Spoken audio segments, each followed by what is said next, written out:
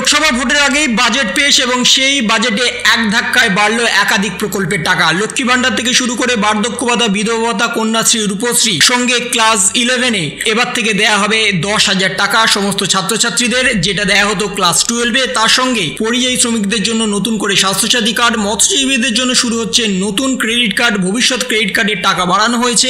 সঙ্গে একাধিক প্রকল্পে নতুন করে টাকা বাড়ানোর ঘোষণা করা হয়েছে এবং তার সাথে একাধিক রাস্তা বাড়ানো হচ্ছে, ব্রিজ তৈরি হচ্ছে এবং সাধারণ মানুষের জন্য প্রতি মাসে দেওয়া হবে 5,000 টাকা করে। এমনই নতুন ঘোষণা করে দিয়েছেন রাজ্যের মাননীয় মুখ্যমন্ত্রী মমতা বন্দ্যোপাধ্যায়। কারা কারা কোন প্রকল্পের টাকা এবার কবে থেকে পাবেন এবং যদি আপনার প্রকল্পের টাকা না এসে থাকে তাহলে সে সম্পর্কে কি বলেছেন, তার সাথে যদি আপনারা বর্তমানে বার্ধক্য ভাতা, লক্ষ্মী ভান্ডার, বিধবা ভাতা এই সমস্ত প্রকল্পের টাকা না পেয়ে থাকেন তাহলে আপনাদের টাকা কবে ঢুকবে, যদি আপনারা ডবল টাকা পেতে চান তাহলে আপনাদের সেই টাকা কবে আসবে সে সম্পর্কে বিস্তারিতভাবে জানানো হয়েছে। সঙ্গে রাজ্যের একাধিক জায়গায় তৈরি হচ্ছে ফ্লাইওভার, তার সাথে গঙ্গাসাগরে পার হওয়ার জন্য নতুন ব্রিজ তৈরি হচ্ছে।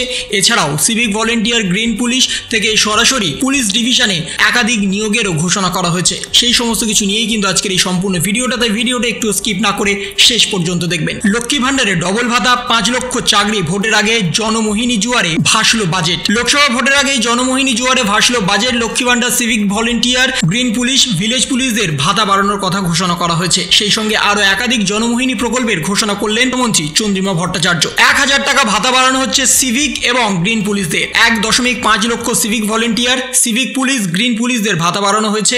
ভাতা 1,000 টাকা বেড়েছে। রাজ্য পুলিশে যুক্ত হওয়ার কোটা 10% থেকে বাড়িয়ে 20% করা হয়েছে। খরচ হয়েছে 180 কোটি টাকা। 4টি অত্যাধুনিক তাপবিদ্যুৎ কেন্দ্র তৈরি হয়েছে। নিরবিচ্ছিন্ন বিদ্যুতের জন্য পশ্চিমবঙ্গে 4টি সুপার ক্রিটিক্যাল থার্মাল পাওয়ার ইউনিটে তৈরি করা হচ্ছে। পিপিপি মডেলে ব্যবস্থাপনায় তৈরি করা হচ্ছে, যার জন্য খরচ হচ্ছে 100 কোটি টাকা। ইএম বাইপাসে 7 কিমি ফ্লাইওভার। নিউ টাউন থেকে বিমানবন্দরে যোগাযোগের ব্যবস্থার জন্য উন্নত মেট্রোপলিটন এবং মহিষবাথানের মধ্যে দিয়ে 4 লেনে 7 কিলোমিটার ফ্লাইওভার তৈরি করা হচ্ছে। 3 বছরের মধ্যে এই ফ্লাইওভার শেষ হবে।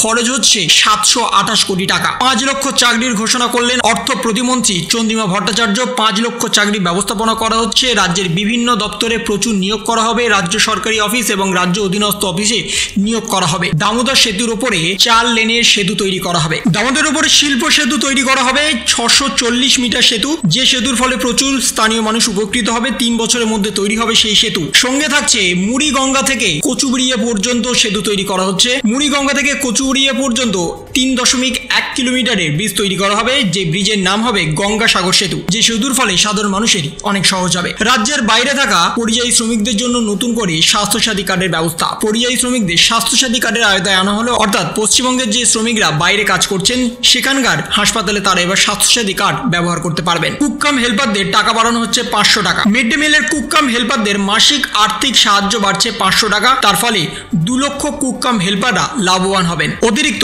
140 কোটি টাকা বরাদ্দ করা হয়েছে। ক্লাস 11-এ মিলবে 10,000 টাকা। এতদিন পর্যন্ত তরুণের স্বপ্নের প্রকল্পে টাকা দেওয়া হতো দ্বাদশ শ্রেণীতে, এবার থেকে দেওয়া হবে একাদশ শ্রেণী থেকে। তার জন্য অতিরিক্ত 900 কোটি টাকা খরচ হবে। কোলাট্রাল ছাড়াই 100% ঋণ পাওয়া যাবে। ভবিষ্যৎ ক্রেডিট কার্ডের সুবিধা বাড়ানো হয়েছে।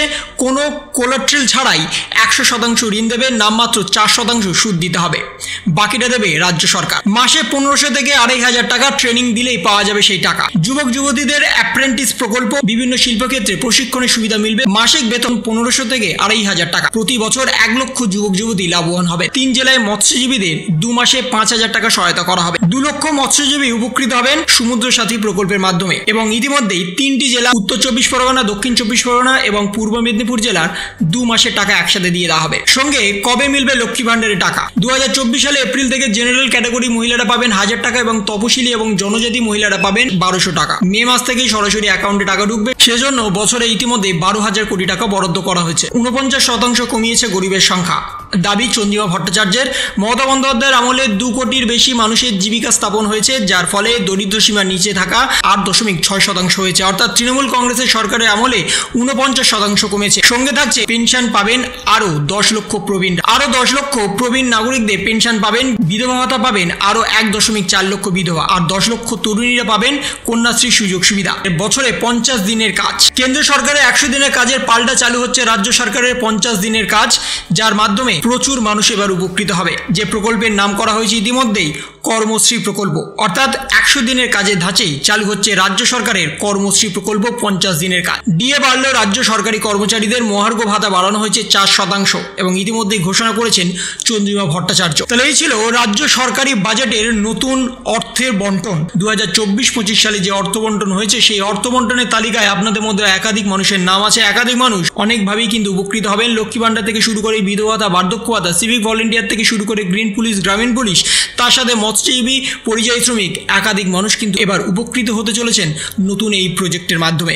বর্তমানে একাধিক ব্রিজ তৈরি হচ্ছে, একাধিক সেতু তৈরি হচ্ছে, ওভারলেন তৈরি হচ্ছে, তার সাথে মেট্রোপলিটন জায়গাতেও নানা ব্রিজ তৈরি হচ্ছে। তার জন্য রাজ্য বাজেটে ইতিমধ্যেই অর্থ ঘোষণা করে দেওয়া হয়েছে। কত কোটি টাকা খরচ হচ্ছে কোন প্রকল্পের জন্য তাও বলে দেওয়া হয়েছে। তো এই ছিল একটা ছোট্ট ভিডিও আপনাদের সকলের জন্য। যদি আপনাদের ভিডিওটা ভালো লেগে থাকে তবে লাইক করুন, শেয়ার করুন এবং অবশ্যই সাবস্ক্রাইব করুন। তার পাশাপাশি আপনার মতামত কমেন্টের মাধ্যমে জানান। ভালো থাকুন, সুস্থ থাকুন, ধন্যবাদ।